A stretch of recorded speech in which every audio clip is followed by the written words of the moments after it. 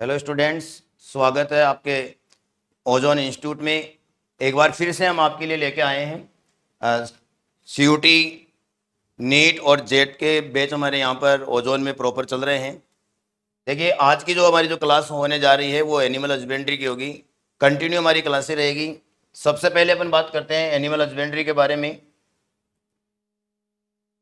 तो देखिए, animal husbandry it means पशुपालन। एलपीएम की अपन बात करें तो यहाँ पर इसकी परिभाषा क्या होगी, इसका आगे स्कोप क्या है, इसकी टर्मिनोलॉजी क्या है, इसके बारे में अपन पढ़ेंगे। सबसे पहले अपन बात करें एनिमल हस्बेंड्री के बारे में, तो पालतू पशुओं का पालन पोषण करना, उनके स्वास्थ्य की रक्षा, आवास प्रबंधन आदि के बारे में जो जानकारियाँ जुटाते हैं वो आपका एनिमल हस्बेंड्री होता है। एनिमल हस्बेंड्री की अगर टर्मिनोलॉजी की अगर अपन बात करें आगे, तो जो पहला जो हमारा जो टर्मिनोलॉजी का जो वर्ड है वो है वर्ण। वर्ण क्या होता है बच्चों? देखिए, वर्ण को बोलते हैं चयन। इंग्लिश की अगर बात करें तो इसे सिलेक्शन कहते हैं। सिलेक्शन क्या है? इट मीन्स वर्ण किसे कहते हैं? वर्ण का मतलब होता है इच्छित और वांछित पशुओं को किसी झुंड में से बाहर निकालना। जो इच्छित और वांछित जो पशु होते हैं उन्हें झुंड में से चुन करके अन्य पशुओं से अलग करने की जो प्रक्रिया होती है उसे अपन क्या कहते हैं? वर्ण कहते हैं। इट मीन्स झुंड में से, यानी कि एक ग्रुप जो होगा, झुंड में से पशुओं का चयन।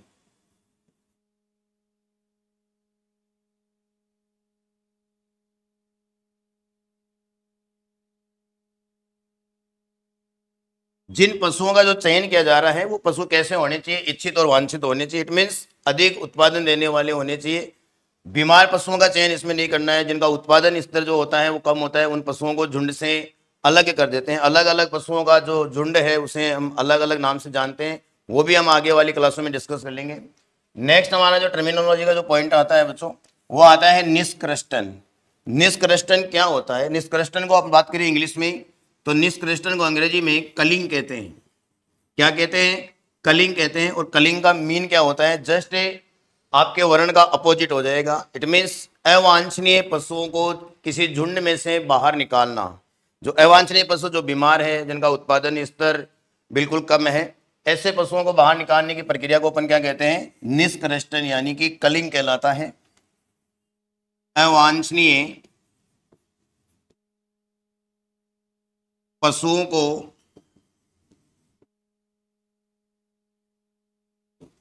किसी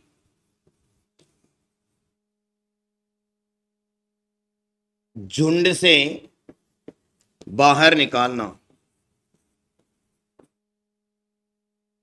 जो अवांछनीय पशु है उनको झुंड से बाहर निकालते हैं। इस प्रक्रिया को अपन किस नाम से जानते हैं? निष्कर्षण, यानी कि कलिंग के नाम से जानते हैं।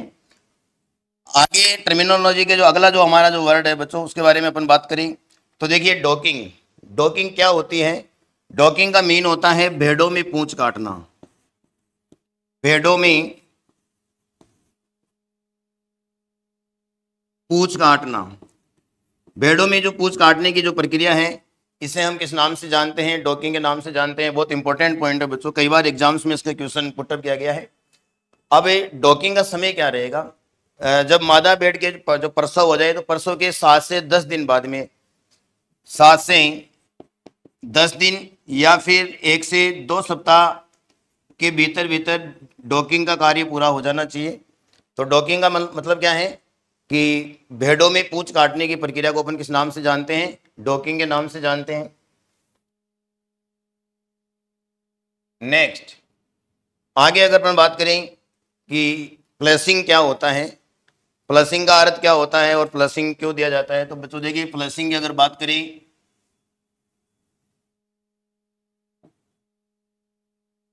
गर्भित मादा भेड़ को अतिरिक्त आहार देना। गर्भित मादा भेड़ को अतिरिक्त आहार देना क्या कहलाता है? फ्लशिंग कहलाता है। अब फ्लशिंग की प्रक्रिया भेड़ों में कब अपनाई जाती है? तो ध्यान रखना, प्रसव के 3 से 4 सप्ताह पूर्व। 3 से 4 सप्ताह पूर्व बेडों को गर्भ में पड़ रहे बच्चे की रक्षा के लिए, उसकी जो मांग है उसको पूरा करने के लिए हम क्या करते हैं, अतिरिक्त आहार देते हैं, और इस प्रक्रिया को क्या कहते हैं, फ्लैशिंग कहते हैं। गाय भैंस में अगर अपन बात करें, अगर गाय भैंस आपके गर्भित है, जो भी आपके प्रेग्नेंट पशु है, उसकी गर्भ की रक्षा के लिए उसे अतिरिक्त आहार देते हैं, तो गाय में और भैंस में स्टीमिंग अप होगा, और वो गर्भ धारण के 5 से 6 महीने बाद में। अगर बात करें गाय और भैंस की, गाय और भैंस में जो है गर्भ धारण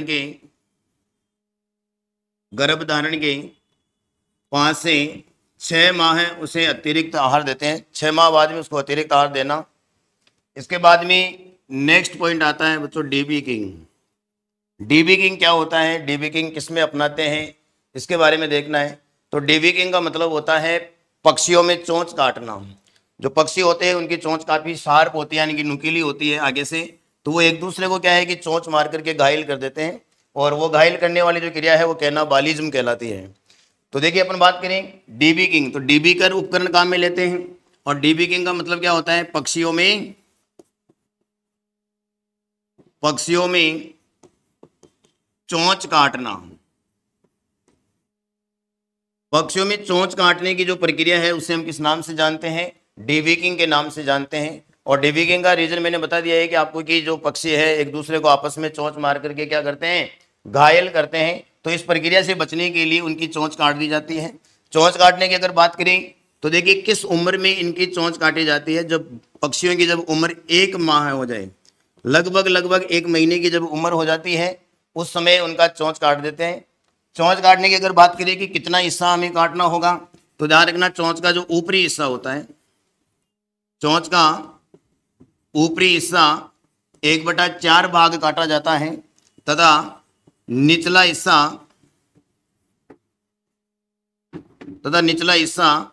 1/8वां भाग काटा जाता है। तो इस प्रक्रिया को हम किस नाम से जानते हैं, डीबी किंग के नाम से जानते हैं बच्चों। नेक्स्ट जो हमारा टर्मिनोलॉजी का जो पॉइंट आ रहा है बच्चों, उसके बारे में अपन अगर बात करें कि कैनाबालिज्म क्या होता है। कैनाबालिज्म की अगर मैं बात करूँ आपसे, तो कैनाबालिज्म एक बहुत इंपॉर्टेंट प्रोसेस है हमारे एनिमल हस्बेंड्री में, कि कैनाबालिज्म किसे कहते हैं। कैनाबालिज्म मैंने अभी थोड़ी देर पहले बताया था कि जो पक्षी होते हैं वो एक दूसरे को क्या करते हैं, चोंच मार करके घायल कर देते हैं, जिससे कि पोल्ट्री में काफी नुकसान हो सकता है। तो पक्षियों द्वारा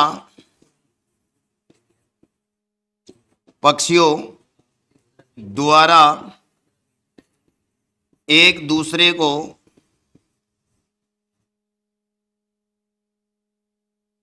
चोंच मारकर घायल करना, एक दूसरे को चोंच मार करके घायल करने वाली जो प्रक्रिया है उसे हम किस नाम से जानते हैं, कैनाबालिज्म के नाम से जानते हैं। कारण क्या है, कारण की अगर बात करें तो आहार में कैल्शियम व NaCl की कमी, कैल्शियम और NaCl की कमी होने के कारण पक्षी एक दूसरे को क्या करते हैं, चोंच मारते हैं और घायल करते हैं। इस प्रक्रिया को अपन किस नाम से जानते हैं, कैनाबालिज्म के नाम से जानते हैं।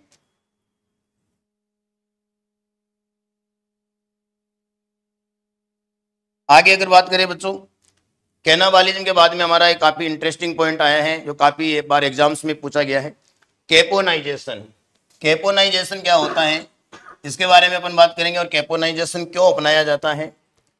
कैपोनाइजेशन का मतलब होता है जो नर पक्षी होते हैं उनकी जो जन्नांग होते हैं उनको निष्क्रिय कर दिया जाता है। तो नर पक्षियों में नर जन्नांगों को बाहर निकालना क्या कहलाता है, कैपोनाइजेशन कहलाता है। नर पक्षियों में नर जन्नांगों को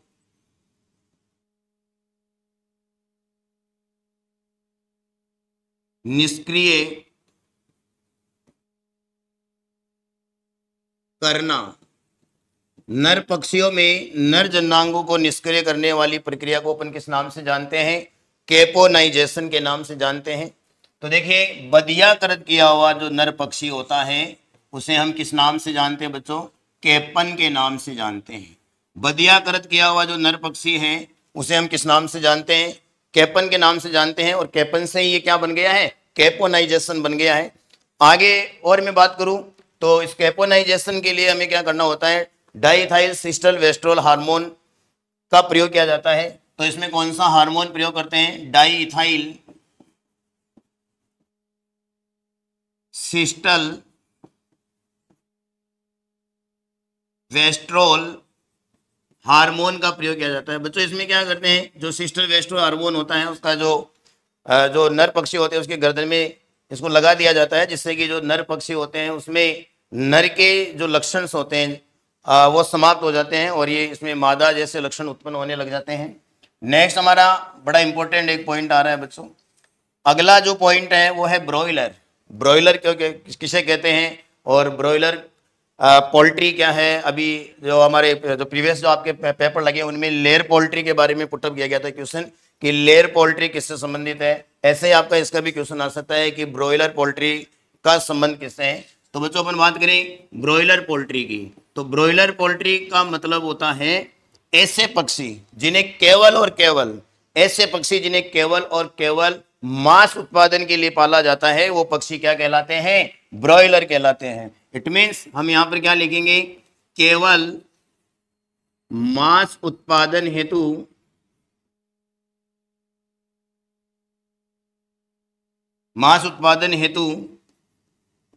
पाले जाने वाले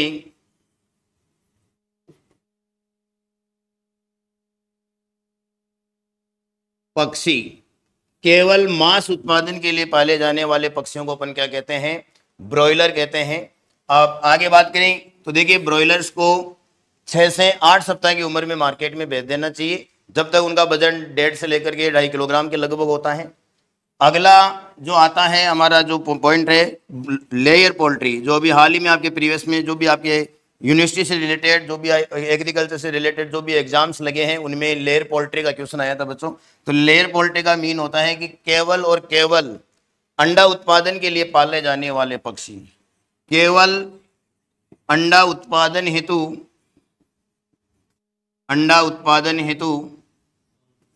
पाले जाने वाले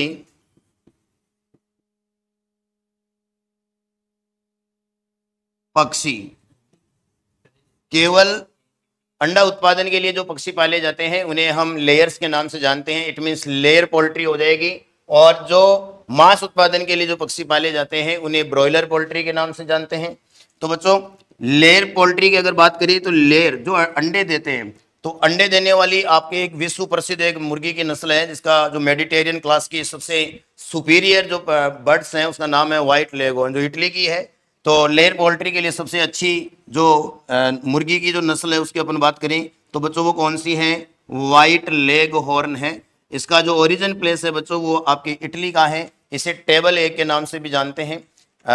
अच्छा अंडा उत्पादन है। अभी आपके जो आरपीएससी के पेपर्स थे उसमें पूछा गया था कि मेडिटेरियन क्लास की सबसे अच्छी नस्ल कौन सी है। तो मेडिटेरियन क्लास का आजकल ये क्वेश्चन नए तरीके से पूछने लगे हैं। तो मेडिटेरियन जो क्लास है उसका सबसे अच्छा जो नस्ल है वो आपका व्हाइट लेगहॉर्न है, इटली का नस्ल है, ध्यान रखिएगा।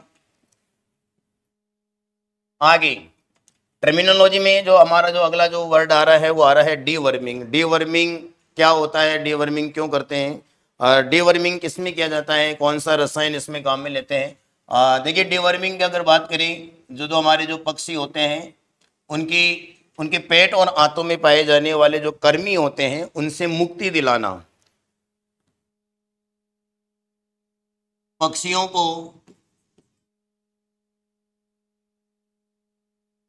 कर्मियों से मुक्ति दिलाना।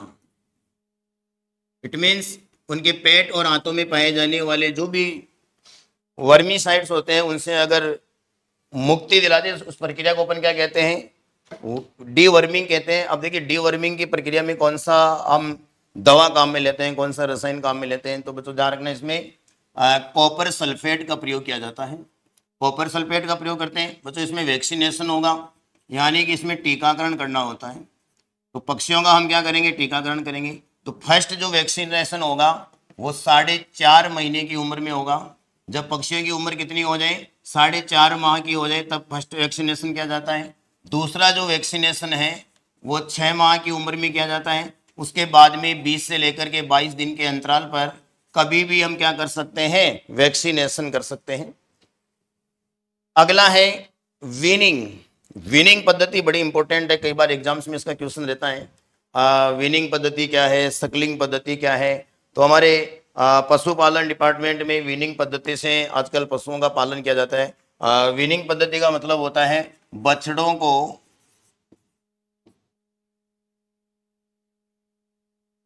मां से अलग रखकर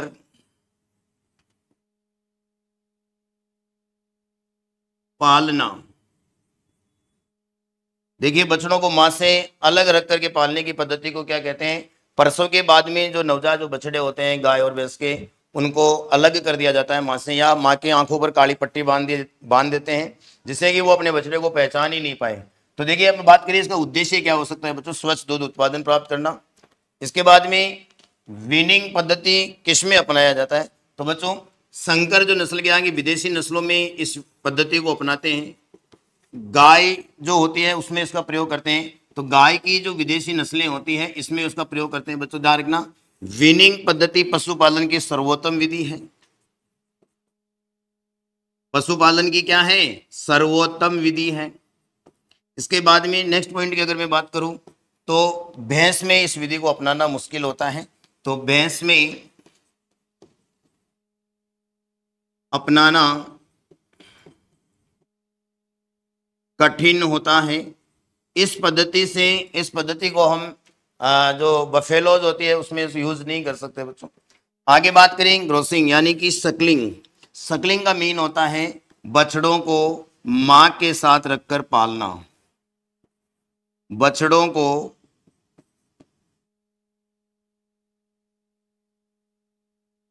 मां के साथ रखकर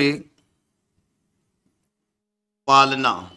बछड़ों को मां के साथ में रख करके पालने वाली जो पद्धति होती है उसको हम सकलिंग के नाम से जानते हैं। और जिन बछड़ों को मां से प्रसव के बाद में या जन्म के बाद में अलग कर दिया जाता है उस पद्धति को अपन किस नाम से जानते हैं, वीनिंग के नाम से जानते हैं। वीनिंग पद्धति गाय की जो विदेशी नस्लें होती है उनमें अपनाई जाती है और इसमें भैंसों में अपनाना काफी मुश्किल हो जाता है।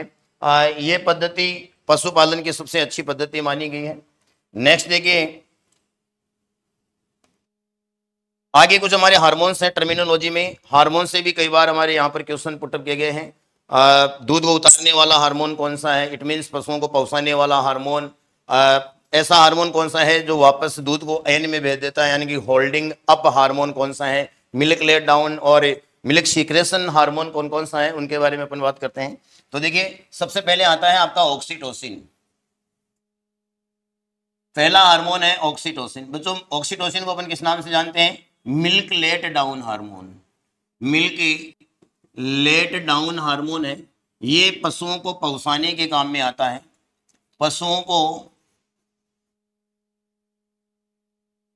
पहुंचाना, ऐसे कई पशु चालक होते हैं जो प्रसव के बाद में दूध को वापस अयन में भेज देते हैं, दूध को होल्ड अप कर लेते हैं। तो उनका दूध निकालने के लिए, क्योंकि दूध अयन में बनना एक कंटिन्यूस प्रोसेस है, इसलिए उस दूध को निकालना, उसको मिल्किंग करना जरूरी हो जाता है बच्चों। इसलिए कौन से हार्मोन का इंजेक्शन लगाया जाता है पशुओं के शरीर में, ऑक्सीटोसिन का, जिससे मिल्क लेट डाउन हो जाता है। बात करें इस ऑक्सीटोसिन का पशु के शरीर में कितने समय तक प्रभाव रहता है, 5 से 7 मिनट तक रहता है। और प्रभाव की अगर अपन बात करें तो इसका पशु की बॉडी में 5 से 7 मिनट के लिए रहेगा। तो बच्चों ध्यान रखना, 5 से 7 मिनट के बिटवीन ही हमें क्या करनी होती है, मिल्किंग करनी होती है। लास्ट ईयर यही तो क्वेश्चन पुटअप किया गया था कि पशुओं में दुग्ध दोहन का कार्य कितने समय में कंप्लीट हो जाना चाहिए, 5 से 7 मिनट में। आगे बात करें एड्रीनलिन की। एड्रीनलिन को हम किस नाम से जानते हैं, होल्डिंग अप हार्मोन। ये क्या करता है, मिल्क को होल्ड अप करता है, यानी कि दूध को वापस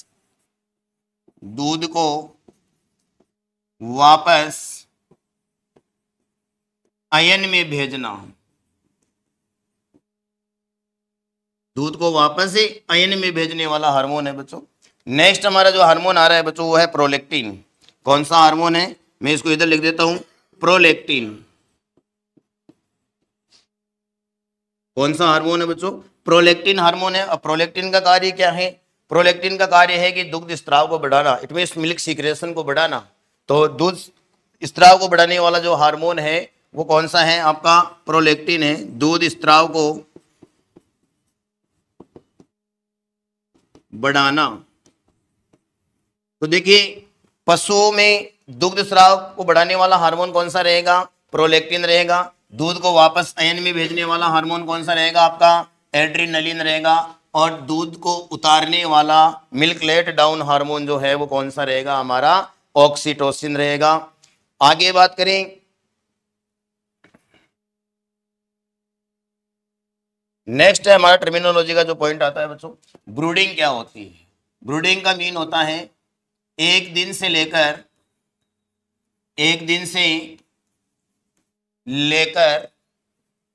4 सप्ताह की उम्र के पक्षियों का पालन।